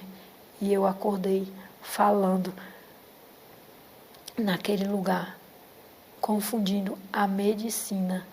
Com 19 dias, tiraram os pontos da minha cabeça, pois os médicos tinham medo do meu crânio abrir, as partes que foi colada. E com 19 dias, tiraram os pontos. Esperaram 2 dias para ver se a cabeça ia abrir, não abriu, e me mandaram embora. Então, eu passei a ser cuidada por terceiros ali, naquela cidade em Minas Gerais, onde eu estava, onde eu residia. E com 4 meses que eu estava sendo cuidada por terceiros, eu consegui ir até minha família, porque ninguém da minha família se dispôs a sair de Pernambuco, porque cada um tinha a sua vida a prosseguir, a sua vida a seguir, o seu dia a dia, e eu fiquei lá em Minas Gerais, passando pelo processo que eu tinha que passar, porque foi assim que Deus permitiu. E com 4 meses eu consegui chegar até Pernambuco. Não sei se você lembra, se você assistiu do começo até aqui. Não sei se você lembra que eu falei que todas as coisas cooperam para o bem daqueles que amam a Deus. E que eu falei a trajetória da minha primeira gravidez até o meu filho nascer, como foi tão difícil e doloroso. Então, aquele filho era projeto do Senhor, sempre foi projeto do Senhor. Por que era projeto do Senhor? Porque quando eu passei por todo aquele sofrimento de gravidez para ter meu filho e como criar, como cuidar dele naquela dificuldade toda, eu não sabia do que iria acontecer na frente, pois Deus ele sabe do meu e do teu amanhã.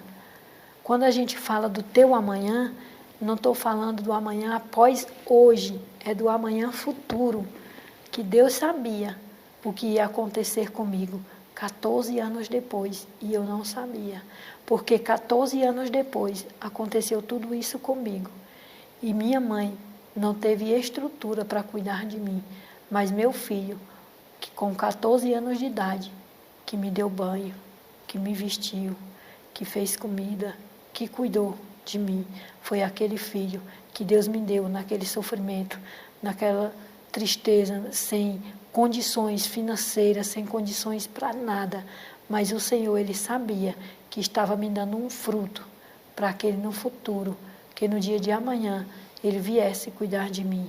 Hoje está com 23 anos, uma bênção para a glória de Deus, né? Seguindo sua vida com Jesus, e é uma bênção, aleluia. E eu louvo a Deus pela vida do meu filho, porque Deus me concedeu ele, não importa como veio, não importa a circunstância, não importa como foi, dolorido, sofrido, mas foi um presente que Deus me deu, um presente que eu não poderia ter outro melhor. E Deus sabe do que eu e do que você precisamos, e Ele nos presenteia da melhor forma. Nós que não sabemos agradecer por nada, só sabemos olhar as dificuldades e não sabemos olhar aquilo que Deus faz, porque nós não conseguimos enxergar o amanhã, mas Deus, Ele enxerga o nosso amanhã, Ele já sabe, porque Ele quem trajeta a nossa história, e Ele sabe do amanhã, e Ele sabia que 14 anos depois ia acontecer tudo isso comigo. E depois que eu estava lá em Pernambuco, eu só sairia daquele lugar, de um quarto, onde meu filho cuidava de mim, ali para a fisioterapia 2 vezes por semana. Não lembro se no comecinho eu falei que sou casada, tenho os meus 2 filhos, sou casada, mas casou de novo, casei. Porque Deus, Ele faz, Ele transforma, Ele fere, Ele mesmo sara a ferida. Ele permite e Ele sara a ferida. E Deus permitiu, Deus me deu um casamento abençoado 2 anos depois. 1 ano e 7 meses depois que tudo isso aconteceu, que eu estava lá naquela cama, sendo cuidada pelo meu filho, ele que me tirava da cadeira de roda, ele que colocava na cama, que vice-versa, que me dava banho, que me vestia. E eu só saía dali, daquele lugar, daquele quarto, para a fisioterapia 2 vezes por semana. Eu só assistia a palavra de Deus através de lives. E eu sempre assisti uma live de um casal de pastores amigos meus ali de São Paulo. E um dia eu assisti nessa live, um pastor que estava ali pregando a palavra, deixando a palavra naquele lugar, naquela live. Eu não tinha deixado nenhuma mensagem naquela live, mas Deus, Ele nos conhece pelo nome. E aquele profeta do Senhor falou naquela live assim: Jailma, filha minha, estou eu te enviando um varão, quando vier não temas, porque sou eu o teu Deus, e vou eu te dar um sinal e tu saberás que sou eu teu Deus. E eu lá do outro lado, em Pernambuco, em cima de uma cama, assistindo aquela live, na hora eu disse assim: está repreendida em nome de Jesus. Desliguei a live, daqui a pouco o pastor mandou mensagem no Messenger, continuando a profecia. Eu disse: o Senhor é um profeta de Baal, e bloqueei o pastor, com raiva dele por conta da profecia. Porque se ele soubesse o que eu tinha passado, ele não profetizava um homem na minha vida, não é verdade? Mas ali, briguei com Jesus, eu disse: Senhor, como é que o Senhor permite um profeta de Baal desse profetizar homem na minha vida? Depois de tudo que eu passei, Senhor, nunca mais eu assisto uma live. Agora eu vou só ler a Bíblia do meu jeito. E comecei a ler brigando com Jesus, e não assisti mais live não, viu? Mas uma tia minha tinha me colocado em um grupo de círculo de oração da Assembleia de Deus lá em Pernambuco, na cidade qual eu morava. E ali aquele grupo, todas as segundas-feiras, tinha orações às 3 horas da tarde. 3 meses depois que Deus usou esse pastor na live, eu já tinha acalmado de tanto brigar com Jesus por conta daquela profecia. E ali Deus usou uma irmã no círculo de oração, na hora da oração, e ligou para mim e disse assim, ela não me conhecia, nem eu conhecia, nem conheço ela até hoje. E ela disse assim para mim: mulher, eu não sei quem tu é, não sei o que se passa na tua vida, mas o Deus que eu sirvo mandou te ligar e manda te dizer que está te enviando um varão. E quando vier, tu não temas, porque ele vai te dar um sinal e tu saberás que é o teu Deus. E eu na hora disse assim: amém. Pá, desliguei o telefone e saí do grupo com raiva. Saí com raiva, porque eu achava que era mentira da irmã. Eu disse: de novo, Jesus, essa conversa. Isso é Satanás querendo confundir a minha mente. E briguei com Jesus de novo. Mas quando foi com mais 30 dias, Deus usou um profeta dele que foi conhecer a minha história pessoalmente, um co-pastor, e aquele homem foi usado por Deus enquanto a gente conversava. Ele olhou assim para mim, arregalou o olho. Quando ele arregalou o olho, eu disse: ixi, Jesus. Quando ele colocou o dedo assim na minha testa, eu digo, eita glória. E aí ele falou, filha minha, não conheces tu a minha voz? Não sabes tu quando eu falo contigo? Não te disse eu que estou eu te enviando varão? E quando vier, não temas, porque vou eu te dar um sinal e tu saberás que sou eu teu Deus? E não é daqui, é de outro estado. Ainda acrescentou isso. Eu disse amém. Quando o varão foi embora, eu fui orar a Deus. Eu disse, Jesus, tu já falou 3 vezes essa história de varão. Já que é tu, então manda. Mas eu falei isso igual a Sara quando recebeu a promessa. Ela riu, porque na minha consciência, e eu creio que na tua consciência, eu cadeirante, não sentava, não tomava banho, não me vestia, não fazia nada, era totalmente dependente. Qual o homem, em sua sã consciência, que casaria com uma mulher assim? Então, na minha mente veio esse pensamento. Aí eu disse, então manda, Jesus. Né? Só não fui dizer quem é que vai querer, mas no meu coração estava, mas Jesus sonda o nosso coração e o nosso pensamento. Mas enquanto acontecia toda essa trajetória comigo, que eu contei a vocês, tinha um homem, aleluia, lá em um lugarzinho do Brasil, que estava passando por um processo também. E passou, durante toda a minha trajetória, ele passou orando ao Senhor por um esposo. Só que ele orava a Deus por uma bênção, por uma Rebeca, e ele ia atrás da bênção, ele corria atrás, porque a palavra de Deus diz assim, que não precisa nós servos ir atrás da bênção de Deus, a bênção de Deus vem atrás de nós, ela nos alcança. Só que nós não temos a paciência de esperar o tempo de Deus, a gente vai atrás, a gente sempre quer dar o nosso jeitinho. E aí, enquanto ele procurava a Rebeca dele, orava a Deus, mas ele procurava a Rebeca, eu sempre falo, filho, você passava na frente de Deus, aí você só achava a Reboca, não achava a Rebeca. E ele ri. Mas aí um dia ele, cansado de só encontrar pessoas que não davam certo, ele foi ao monte e fez um propósito com Deus. E naquele propósito com Deus, ele disse assim para o Senhor lá no monte, Deus, já faz 6 anos que eu oro por uma esposa, e eu só encontro mulheres que não dão certo. E eu quero uma esposa para caminhar comigo no meu ministério. Mas dessa vez, Senhor, não quero procurar ninguém. Eu quero que o Senhor me dê. E eu costumo dizer que ele falou uma palavrinha mágica para Deus. E Deus gosta dessas palavrinhas mágicas que a gente fala. E ele disse assim para Deus, Senhor, não importa o jeito que ela venha. Eu creio que nessa hora Deus assinou lá em cima. Já sei quem vou te dar, bichinho.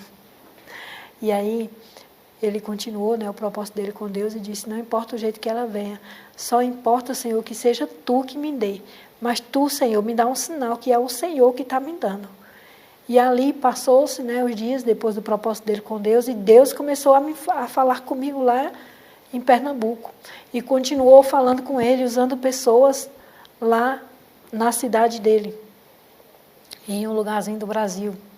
E aí Deus falava para ele, filho, estou eu fazendo, vou eu fazer, vou eu trazer, vou eu mudar teu ministério. E ele dizia assim, fazer, Senhor, e vai nascer ainda, mas Deus estava fazendo, né? Estava refazendo o vaso, estava transformando, mudando aos pouquinhos, levantando. E ali, Deus nos apresentou, através do Facebook, um dia, no dia 13 de dezembro de 2018, chegou uma solicitação de amizade no meu Facebook, a qual era dessa pessoa a qual eu estou casada hoje, do meu esposo. E quando eu vi aquela solicitação de amizade, eu olhei, que eu vi que era homem, porque eu não aceitava solicitação de amizade de homens, depois de tudo que aconteceu comigo. Eu olhei ali, na hora que eu olhei, o Espírito Santo bradou a promessa. Aí eu olhei, eu disse, não aceito solicitação de homem. Aí o Espírito Santo continuou bradando a promessa. Eu disse, que promessa, Senhor? Eu quero saber lá de promessa. E bradou, começou a arder no meu coração, a promessa. E eu fui, então, eu disse, Jesus, eu vou pelo menos olhar se é pelo menos crente, para poder aceitar a solicitação. Aí eu fui e abri o Facebook dele, aí era crente, pregador da palavra, professor de escola dominical. Eu disse, Jesus, é crente. Mas eu não quero saber não. Aí fechei o Facebook de novo. E continuou ardendo, bradava, chegar dia, queimava aqui dentro. Quem já ouviu a voz do Senhor bradar, sabe. Queimava aqui dentro a promessa. E eu, que promessa, Jesus? Eu não quero saber de promessa. E aquela promessa ardendo, ardendo. Eu disse, tá bom, Jesus, então eu vou aceitar a solicitação. Mas eu só vou aceitar se for bonito. Eu vou abrir a foto. Se for bonito, eu aceito. Se for feio, eu não aceito, não. Aí, quando eu abri a foto, gente, toda vida, eu nunca gostei de um homem baixinho. Eu sou alta. E eu sempre dizia, homem que vinha me paquerar, não venha um homem baixinho, não, porque eu não vou nem olhar. Mas quando eu abri a foto do homem, era desse tamanho assim na foto. Aí eu disse, não, Jesus, esse não, manda outro, porque esse eu mesmo não quero não. Olha o tamanho, pequeno, esse não vai poder nem comigo. Eu disse, não vai poder comigo, porque ele tinha, se Deus estava me dando, ele ia fazer comigo o que o meu filho fazia. Dar banho, colocar na cadeira de roda, colocar na cama, ele ia me carregar nos braços. Então eu vi desse tamanhozinho, ele não ia poder comigo não. E ali comecei a brigar com Jesus, eu não quero. Aí daqui a pouco, plim, uma mensagem, aceitei a solicitação. Aí a mensagem, quando eu olhei ele, a paz do Senhor, eu disse, eita Jesus, além de pequeno é atrevido. E eu coloquei lá, a paz do Senhor. E ele falou lá outras coisas, e eu falei para ele, olha, é o seguinte, eu não gosto de falar com ninguém no Facebook, muito menos homem. E ele, mas por quê? Não sei o quê, eu só conversar. Eu disse, não quero conversa com homem. Ele disse, não sei o quê. Aí me veio no pensamento de eu falar meu testemunho para ele, e não contar o acontecido com o abençoado, e ele imaginar que o abençoado ia pegar ele e matá-lo. Aí eu contei meu testemunho para ele, minha história, de que é assim, assim, assim. E não fala comigo, não. Aí ele disse, bom, já que você não vai para a igreja, eu sou professor de escola dominical, se você permitir uma chamada de vídeo, a gente troca os números de celular. Todo dia, quando eu chegar à tarde do trabalho, eu ligo para você, você escolhe um tema tipo hoje, fica estudando na Bíblia, quando eu chegar do trabalho eu te ligo e te faço perguntas e assim você vai estudando a Bíblia, se você quiser aceitar, é claro. E para estudar a Bíblia, eu aceitei. Quando a gente trocou os números do celular, eu já salvei lá a minha promessa. Só que eu não disse a ele não, né? Não sou nem boba. E aí, a partir daquele dia, no outro dia seguinte, ele já começou a me ligar, a gente começou a estudar a palavra. Com umas 2 semanas, ele engasgou ao falar meu nome, ao ir falar meu nome, e eu quis saber o motivo que ele tinha engasgado, porque eu queria que ele me pedisse namoro, que eu já estava nesse patamar, mas ele não me pediu namoro. E aí ele falou o motivo que ele queria, que ele engasgou. Ele disse, é por o seguinte, é que toda vez que eu vou falar seu nome, vem de dentro de mim para falar amor. E eu disse, então fala, meu filho, porque comigo acontece a mesma coisa. E aí, a partir dali, ele começou a me chamar de meu amor. Que eu permiti para ver se ele me pedia namoro. Estava iludida. E aí, ele não me pediu namoro. Era, Pai do Senhor, meu amor, Pai do Senhor, meu amor para cá, Pai do Senhor, meu amor para lá. Passou-se bem uma semana nessa história de Pai do Senhor, meu amor. Quando passou-se uma semana, eu disse, eu vou dar um basta nisso. Não me pede namoro. Está errado. Quando ele chegou, Pai do Senhor, meu amor, eu disse, pode parar por aqui. E ele disse, o que foi? Te magoei com alguma coisa? Foi que eu fiz? Eu disse, nada. Primeiro, não te conheço, não sei quem tu não é meu namorado, que era para ele me pedir namoro, tu não é meu noivo, não é meu marido, pode parar por aqui, essa história de amor está errada. Aí ele disse, amém. Aí a gente estudou a palavra, terminou, se despediu com a paz do Senhor. No outro dia também, de novo, estudamos de novo no outro dia. Aí quando foi com uns 3 dias, ele chegou e disse assim, paz do Senhor, irmã. Eu disse, amém. Hoje, depois da palavra, eu tenho um assunto para falar com a irmã, amém? Eu disse, amém. Aí no meu coração, glória, hoje ele me pede namoro. Mas só que aí ele me decepcionou, porque ele não me pediu em namoro. Só que ao mesmo tempo, ele me surpreendeu, porque ele me pediu em casamento. Não teve pedido de namoro, foi pedido de casamento, através do WhatsApp. No dia 27 de dezembro de 2018, me pediu em casamento e eu aceitei. E ali a gente fez uma oração pelo WhatsApp, deu as mãos na tela do celular, simbolizamos trocar aliança, E eu creio que a partir daquele momento o Senhor selou nossa união.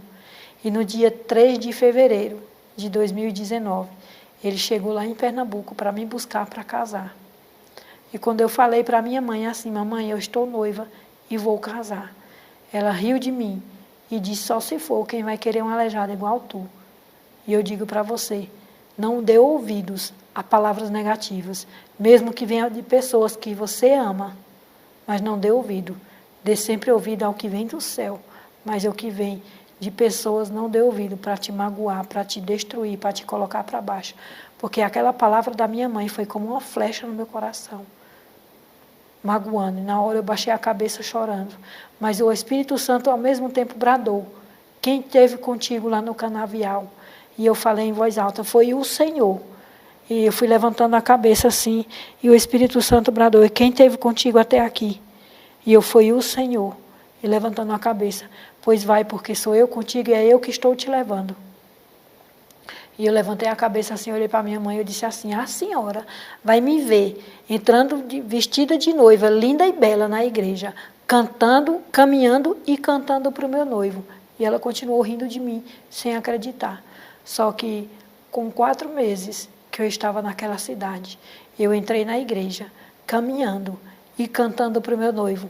A noiva mais bela daquele lugar, eu creio, que não teve outra igual. Eita glória! E eu quero dizer para você com isso, que Deus, Ele faz e Ele cumpre. Ele fala e Ele cumpre. Se você crê e confia, aleluia, no Senhor. Amém? Aqui é o meu testemunho, né? Aquilo que Deus fez na minha vida. Eu ainda vivo sequelas de tudo isso que aconteceu, porque eu não tenho massa encefálica desse lado. Mas o Senhor já falou e já prometeu que vai restaurar o não movimento totalmente o lado esquerdo, mas Deus vai restaurar por completo. Para quem saiu do hospital vegetando, está aqui hoje caminhando com dificuldades, mas eu caminho, eu falo, eu ando, eu raciocino normal, aleluia. Eu consigo fazer os meus afazeres de casa. Para mim é grandes vitórias, e é vitória a cada dia, né? Pois tanto eu como você aí que não tem sequela de nada, ou que tem sequela de algum outro acidente, de alguma outra coisa, mas só em você poder acordar, levantar, enxergar. Tantas pessoas conseguem acordar, mas não têm o privilégio de ver a luz do dia, né? E nós temos o privilégio de ver a luz do dia. Tantas pessoas querem levantar e não conseguem, mas nós levantamos e andamos. Então, que nós venhamos ser gratos a Deus por tudo o que nós temos, por tudo que Deus nos dá. Que muitas das vezes nós só conseguimos ver as desgraças, as tristezas, as lutas e não conseguimos enxergar aquilo que Deus nos concede, aquilo que Deus nos dá. E se você ainda não segue a esse Deus lindo, maravilhoso, poderoso, aceite Ele hoje como teu único suficiente Salvador. E procure não a igreja mais próxima, mas a igreja, aleluia, que te leve mais perto de Deus. Amém? Aqui eu quero fazer uma oração para você neste momento. Aleluia. Incline sua cabeça neste momento. Eleve o teu pensamento e o teu coração aos céus. Que neste momento o Espírito Santo está aí te visitando. Glória.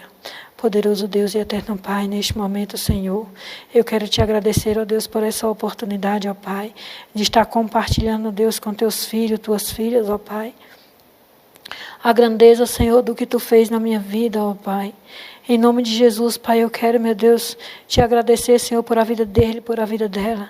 Quero te pedir, Senhor, vai alcançando, meu Deus, com o teu Espírito Santo. Vai alcançando a vida de cada um, Senhor. Em nome de Jesus, Pai, eu não sei, meu Deus, como se encontra a vida dele que está assistindo. Na vida dela, Senhor, que assistiu até agora, Senhor, esse testemunho. Em nome de Jesus, mas tu sabe, tu conheces o oculto, o profundo e o escondido. Em nome de Jesus, Pai, eu te peço, Senhor, vai visitando, vai, meu Pai, fazendo maravilhas e prodígios. Em nome de Jesus, meu Pai, vai, Senhor, suprindo a necessidade da tua filha, do teu filho. Em nome de Jesus, Pai, vai, Senhor, fazendo mover uma intervenção divina, Senhor, naquilo que eles necessitam de Ti. Em nome de Jesus, meu Pai, que a partir de hoje, Senhor, eles venham ver, Senhor, diferente, meu Pai, que eles venham agir diferente, que eles venham, Senhor, entender, meu Pai, os teus propósitos, meu Pai, na vida deles, ó Deus, em nome de Jesus. Pai, eu te peço, Senhor, aplane, Senhor, o caminho de cada um, meu Pai, nos teus propósitos e projetos. Em nome de Jesus, meu Pai, alcança, Senhor, lava, Senhor, com as águas do teu Espírito Santo. Em nome de Jesus, Senhor, em nome de Jesus, entra, meu Deus, com cura, entra com salvação, entra com libertação nesta casa, nesta família, Pai. Em nome de Jesus, Senhor, em nome de Jesus. Assim, meu Deus, neste momento, Deus, eu te oro e te agradeço, Senhor, crendo no teu agir, no teu mover nesta casa, nesta família. Em nome do Pai, do Filho e do Espírito Santo. Amém. Glória a Deus. Aleluia. Bom, hoje, depois de tudo isso que aconteceu na minha vida, eu quero dizer para você que mesmo com algumas limitações, eu viajo por onde Deus tem me levado, pois Ele fez uma promessa que ia me levar aqui, ali e além. Eu não sou uma pessoa totalmente independente, mas eu sou praticamente independente, pois eu faço viagens longas, sozinha, sem precisar de um acompanhante. Tenho viajado em lugares para ministrar a palavra do Senhor, para testemunhar daquilo que Deus fez na minha vida. E você que está aí ouvindo, quiser me levar na sua igreja para testemunhar, levar esse testemunho, para levar uma palavra de Deus ao coração do povo, da igreja, ao seu coração, pode me procurar pelas minhas redes, pode me procurar pelas minhas redes sociais. Meu Instagram, Missionária Jailma Araújo, o meu número para contato, 85999420982.